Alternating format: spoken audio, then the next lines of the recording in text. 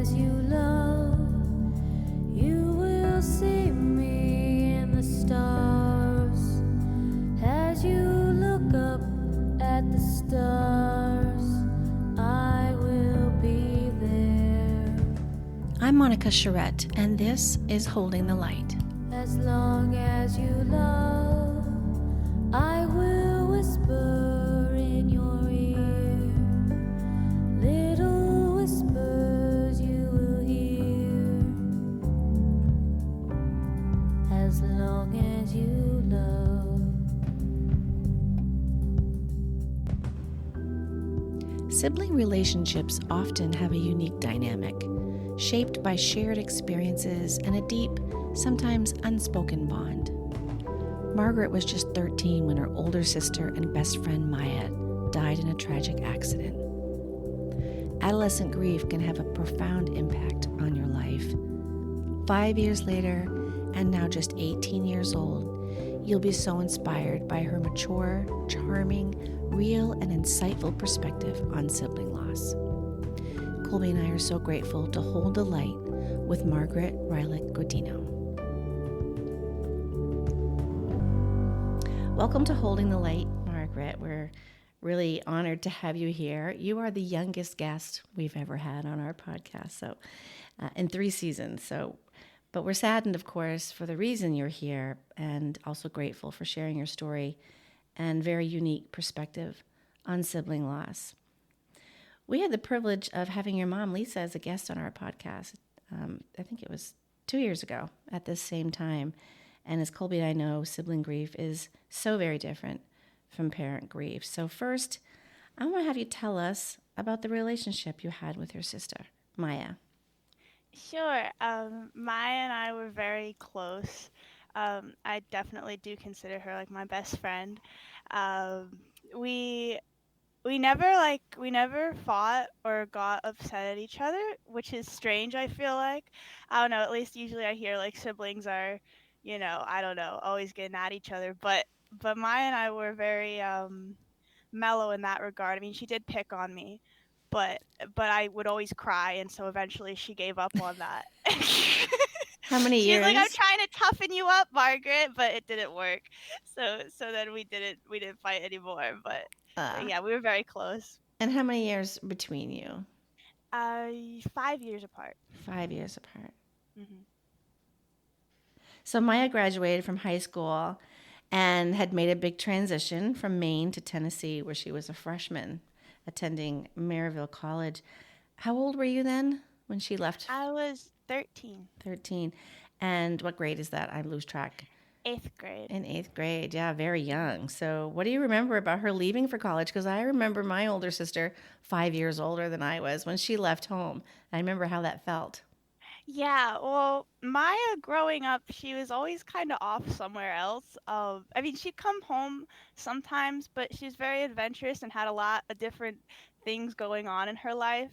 So there was a lot of periods of time where she wasn't actually living here. But when she did leave for college, she happened to have been home for a couple months. She was like in her little retreat, and just, sometimes when everything else became too much, she would just come home. And so that was really nice. Like she wasn't the happiest. She wasn't her happiest self, but it was kind of nice because we got to kind of just be like sad and retreat from the world together, because I happened to be kind of sick at the time. I had a chronic illness, and so I was doing online school and I wasn't really going out anywhere. So really it was just like Mom, Maiah, and I all at home together. So that was a really nice period. So definitely when she left, I felt that more, since I had gotten used to her being home again. But also I was excited for her, because it was really big thing for her, and I was happy she made it to that. Yeah, you were the supportive sister. Did you stay in touch with her when she first went to college? Yeah, we would FaceTime and stuff like that. Thank goodness for FaceTime.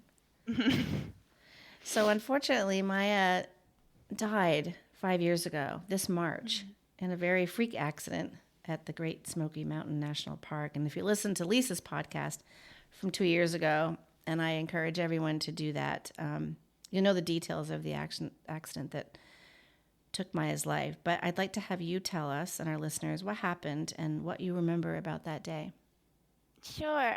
So Maya was up in the Smoky Mountains with her friends, and they were driving along. Maya, she liked to hang out of windows like forever. She would always, yeah. So the car had a roof rack, and so she was hanging out of the window, hanging on the roof rack. She was trying to cheer up a friend who is sad.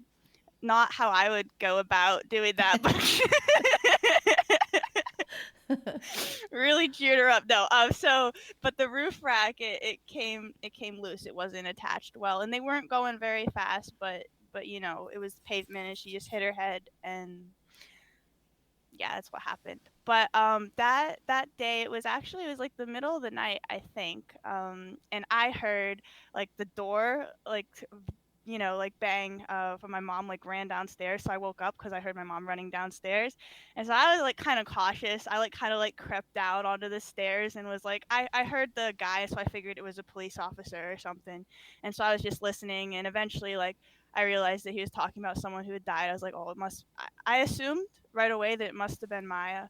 Um, I didn't really have any like big shock at the time. I just went over to my mom, and she like started to try and tell me, and I was just like, I know. And I don't know, like it didn't really hit me in that moment. I was just kind of like trying to be there for my mom, and and then we like got on the plane like the next morning, and it was all just kind of still like surreal. Like I remember we were in the airport, and we were getting food and laughing and all, like it definitely hadn't hit yet, you know what I mean? You're in shock But too in many ways. And you're right. 13. You're Yeah. 13. I think Yeah. Colby can probably relate to that in some ways. He was 15 when Cassidy died. I think the only thing I can relate it to is being in a lot of crisis situations throughout my younger life, and so it was just like kind of like a okay, what do we do, you know what I mean, kind of thing, like used to just like jumping into action and just like, so it was kind of like another one of those things in a sense, except the big factor of that Maya was dead hadn't really registered fully, I don't think.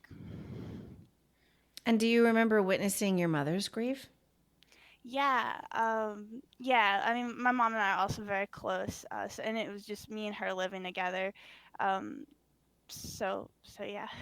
Yeah, what was that like seeing your mom? Um, it was nice actually, like having someone who also cared so much about Maya and was so close to her, like being able to relate and be with that person and just like talk about things. I thought it was comforting in a way, because I was used to processing and going through difficult situations with my mom a lot. Like, so it was just kind of like, I don't know, it was nice, if that makes sense.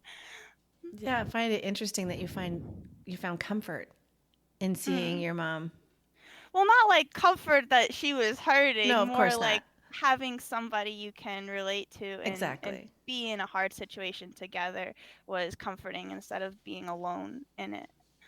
And how did you kind of manage your relationship, being somebody who also had that close connection with Maya and sort of supporting your mother while also still being, her child? Like, how did you go about, those moments where, okay, this is my mom, she's parenting me, but at the same time, I need to be a support system for her as she's grieving? Was there any moments of tension like that, or was it ever awkward?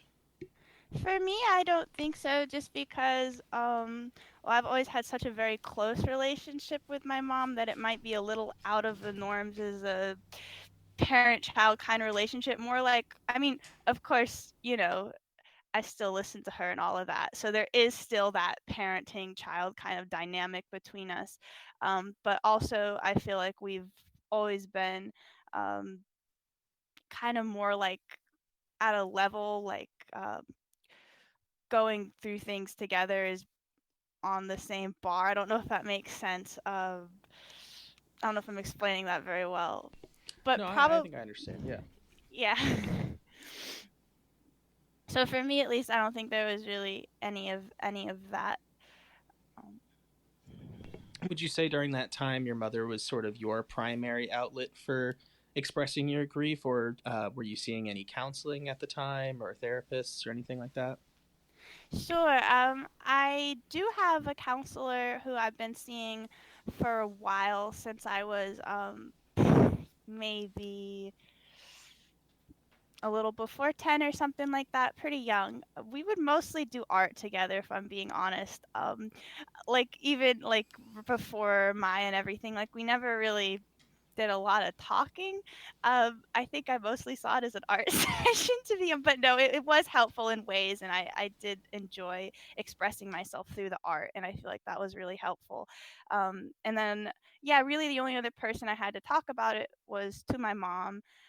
For me, the only time that I ever really felt really deeply that Maya was gone and would have a hard time was when I felt like I was at odds with my mom, because whenever I was at odds with my mom in the past, I had somebody else. I had Maya. And so I would go to Maya.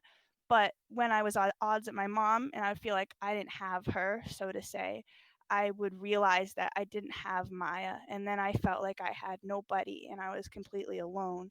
And that was the time when it really registered for me that she was gone. The other times I feel like I was pretty solid, but that was the big hard thing for me where it really hit me that she was gone in those moments. And you know, when Cassidy had passed away, she was a junior in high school, and so she had so many wonderful friends who sort of morphed into family during that time, and I was able to utilize them as well as support systems. Did Maya have a network of friends, and even if she had, I mean, they must have all been in college at the time, right, or at least a good portion of them.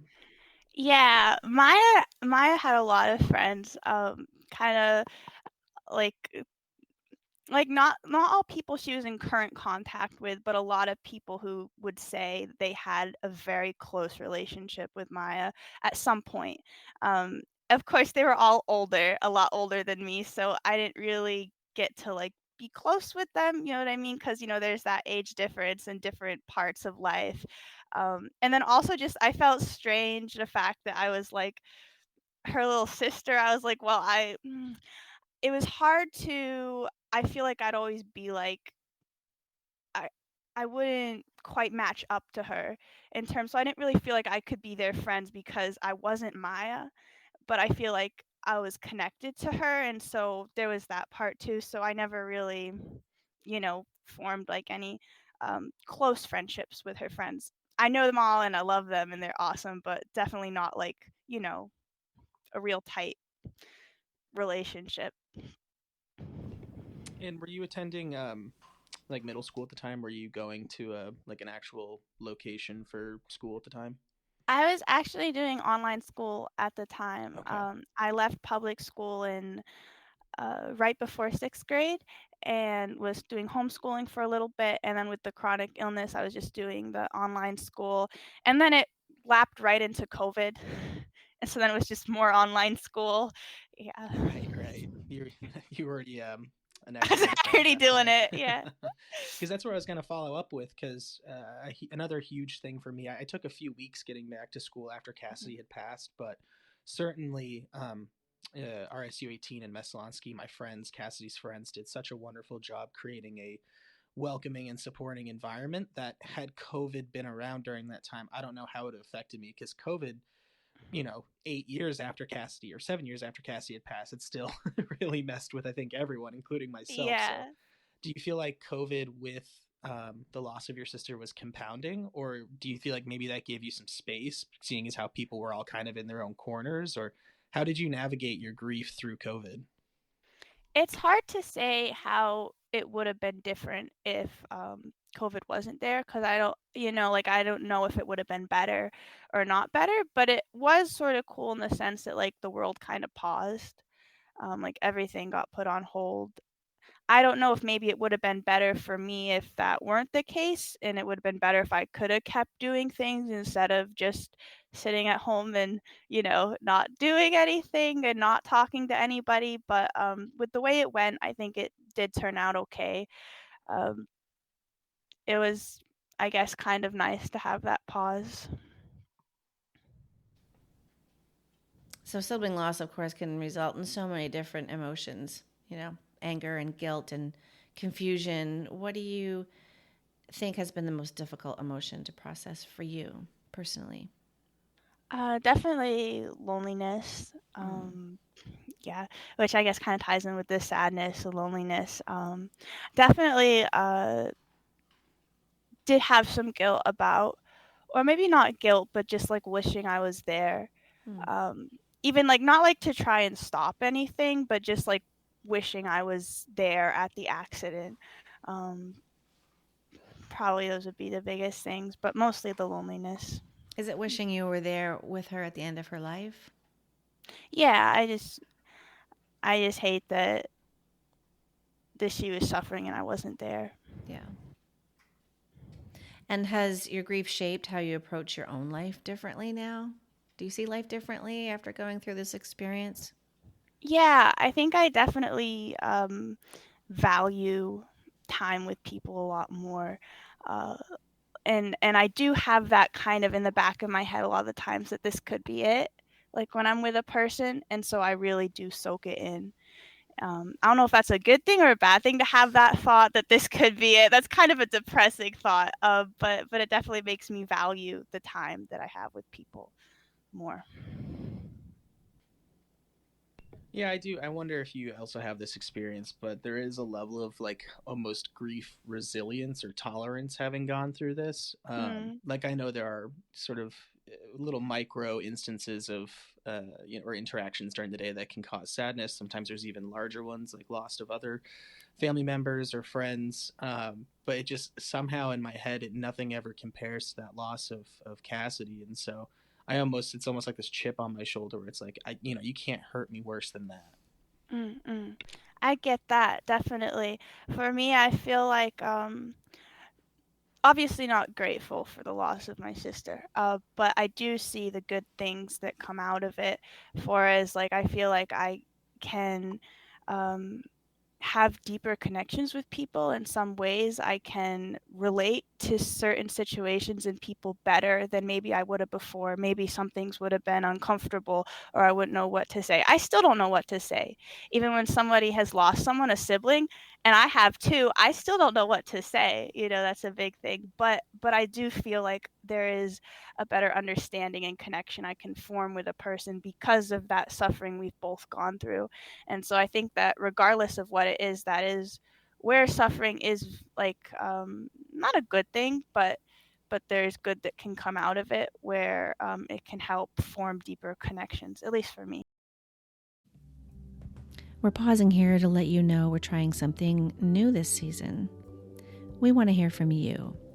If there is something you've learned in your grief journey that might be helpful for others, we invite you to leave us a voicemail message. I promise to listen to everyone. Some might even be used in a future Holding the Light episode. You're also welcome to just let us know what you think of this podcast. You can suggest a topic or request to be a guest.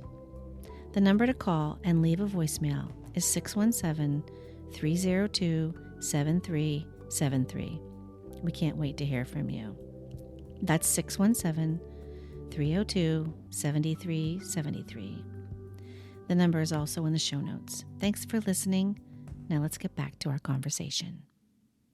What do you wish people would say or do to support you in your grief? And what do you think has been most helpful along the way?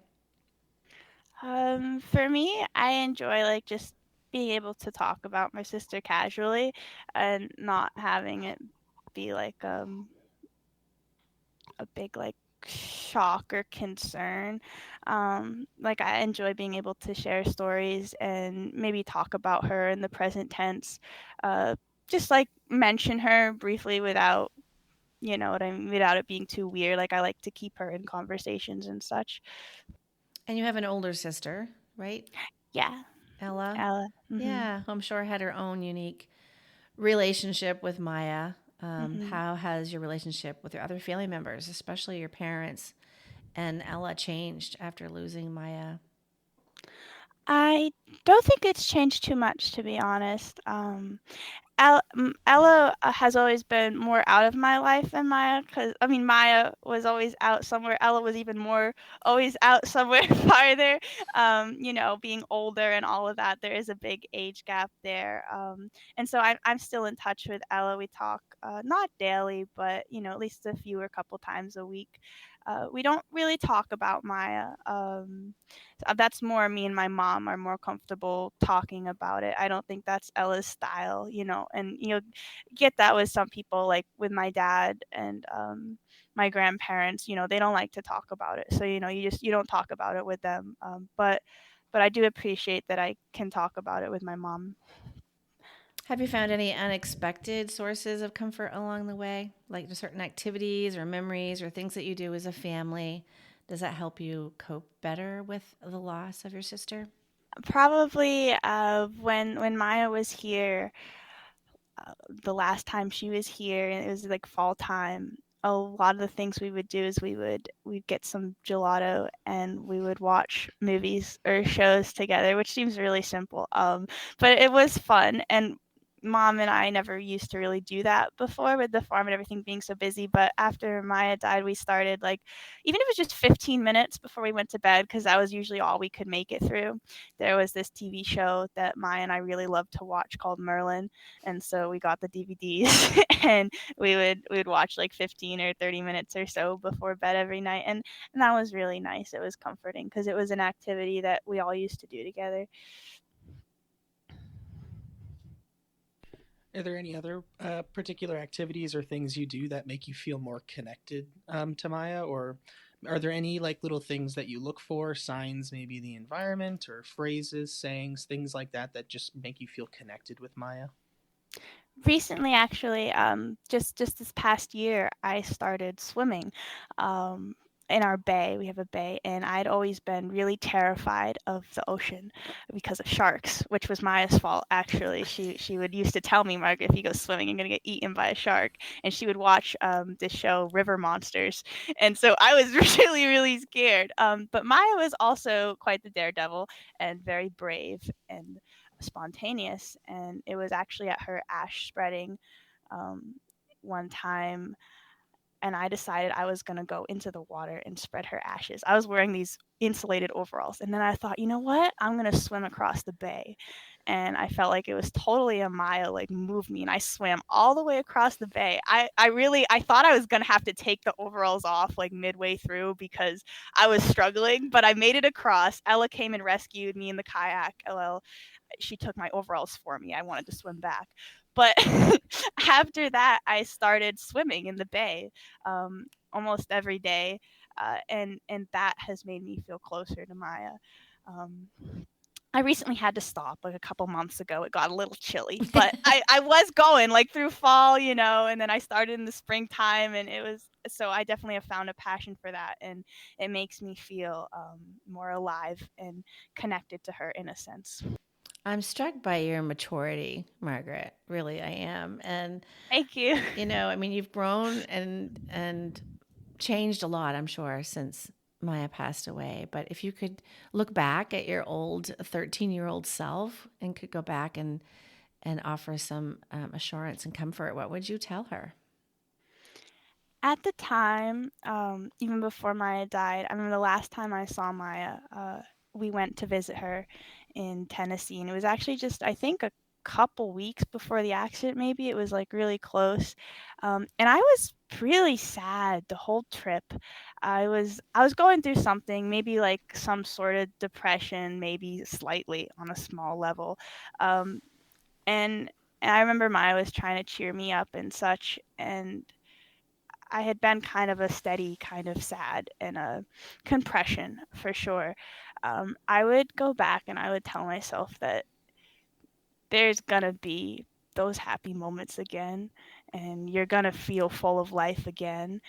Like it doesn't feel like it right now, and it sucks waiting for it, but just know that it's going to happen again, and it's worth sticking around for, because when it's going to happen, it's going to be so meaningful, and it's worth it. It's going to come again. That's what I tell myself. And have you found that joy and happiness again, do you think, in your life? Definitely, yeah. Not all the time. There's still a lot of moments, sometimes more moments that seem not so good than the good moments, but the good moments are worth it, even if they don't happen very often. They're definitely worth it. Yeah, and do you ever find like some of those large milestones? I know, for example, for my mother, weddings, graduations, things that Cassidy wasn't able to experience, or that she wasn't able to experience with Cassidy, affect her. But I also kind of have that moving forward, because as a kid, Cassidy and I always had this master plan of, eventually moving to the same street somewhere and, like, being friends forever kind of thing. And so now it's like, as I'm approaching more milestones in my life, I definitely take quite a pause and feel that grief of like, oh, this would have been better with her here, but now I'm doing it for her. Like, what are some of those things, or do you have those at all? Oh yeah, I definitely get that, and the doing it for her kind of thing too. I really relate. Definitely like turning 18, like that was something I really wanted her to be here for. There's definitely things that have happened in my life. I want to talk about them, but she's the only one I want to talk to them about too. She's the person I want to hear what she would say about it, because it's her opinion I really care about. And I try and imagine like what would she say, what would she do, but it's not the same, you know. But definitely like I try and like go through life with her. I think try and do things for her, carry her with me in a sense through those places where I really wanted her to be, but she's not here in the way that I want her to be. I still try and bring her with me as much as I can. And how is your view of life and death, relationships? How have they evolved since Maiah's passing? All the relationships around you. That's a deep question. For an 18-year-old. Right? No, I think, going back to what I was saying about earlier about making me value connection and time a lot more is probably the most I can say about that for now. Yeah. Have you thought about carrying her legacy forward, the things that you want to do in your life? I want to live a lot. I want to love a lot. I want to always keep my hope with me. I don't want to let that spark die out, because it's so easy sometimes to want to just completely dull yourself and at least for me, forget myself in the world. But I want to embrace it fully, and no matter how many hardships I might have, I want to always keep trying and keep looking for the next good thing, and never give up on that's going to come again for me. That's beautiful. I wanted to ask you too, and maybe Colby, you can say this about Cass too, but what are some of the things you missed the most about Maiah? Those little things that perhaps only you and she understood. What are those things that you think about a lot and you miss the most? Maya used to, her love language was making me yummy food. She was funny. She would just like watch me eat. It was like made her so happy. Um, but I definitely I learned like all my cooking and stuff from my sisters and baking and all that. So that was our happy place. We'd put on good music in the kitchen and just bake or cook, and it was really fun. I miss the way Maya could understand me without any words. She could make me feel understood and loved. I remember a particular memory I'm thinking of, where I came in to her room and I was crying, and she asked me what was wrong, and I didn't say anything.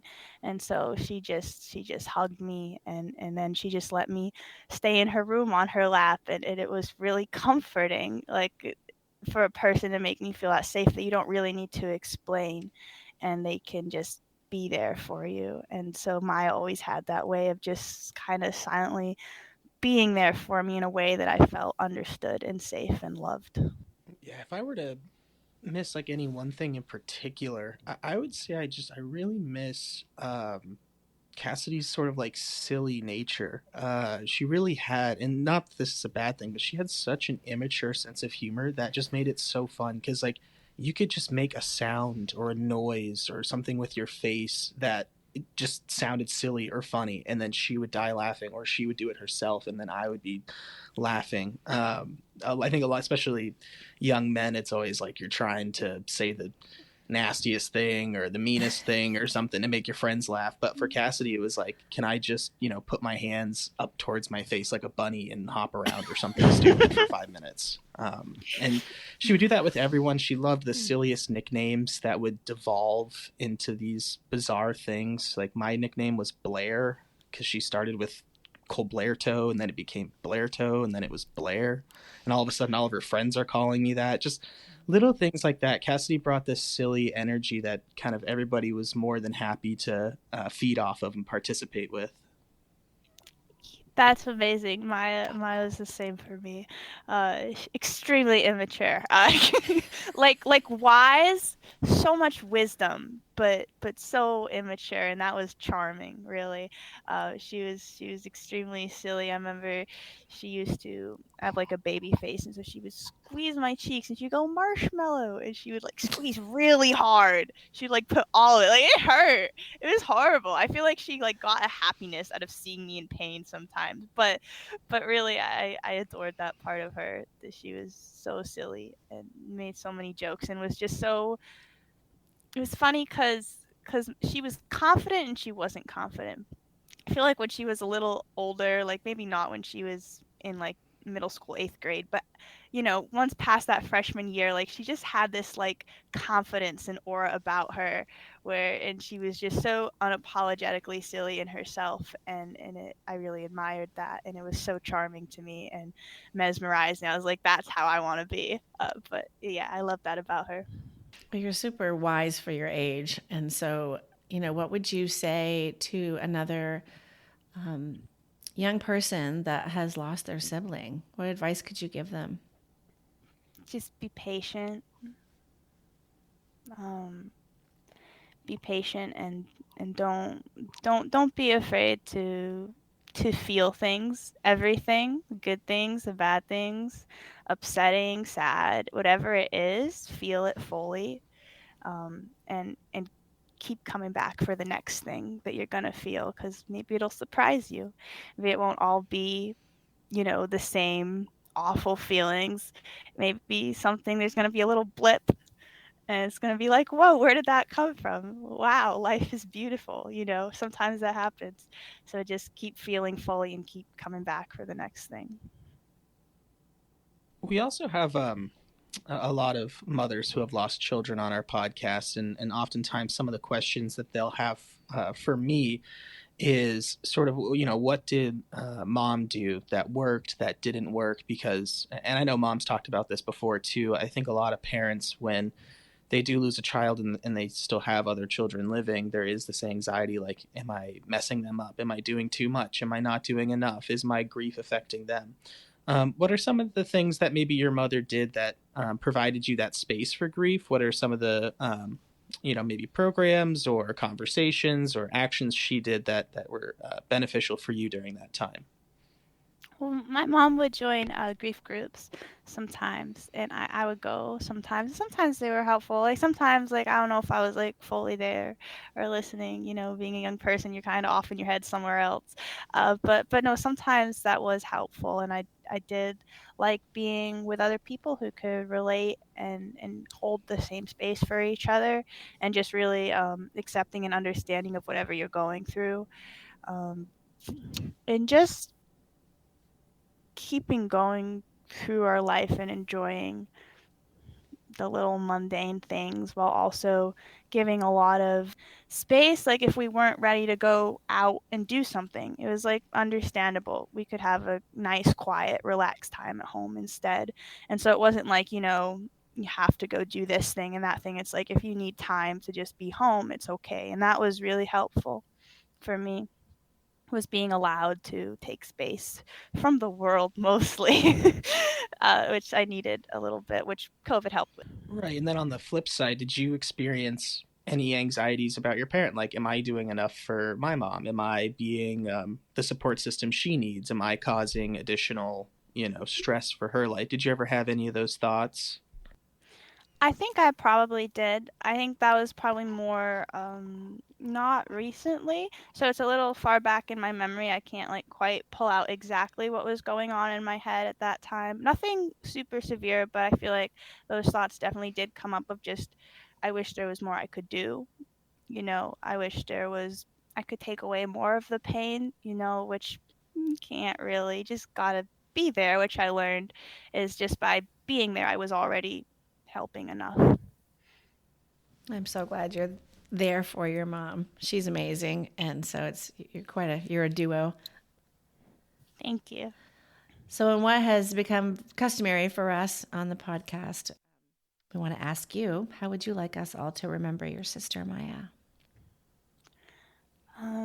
I would like everyone to remember Maiah as a beautiful piece of artwork that's chaotic and calm and mysterious and magical and unexpected and constant.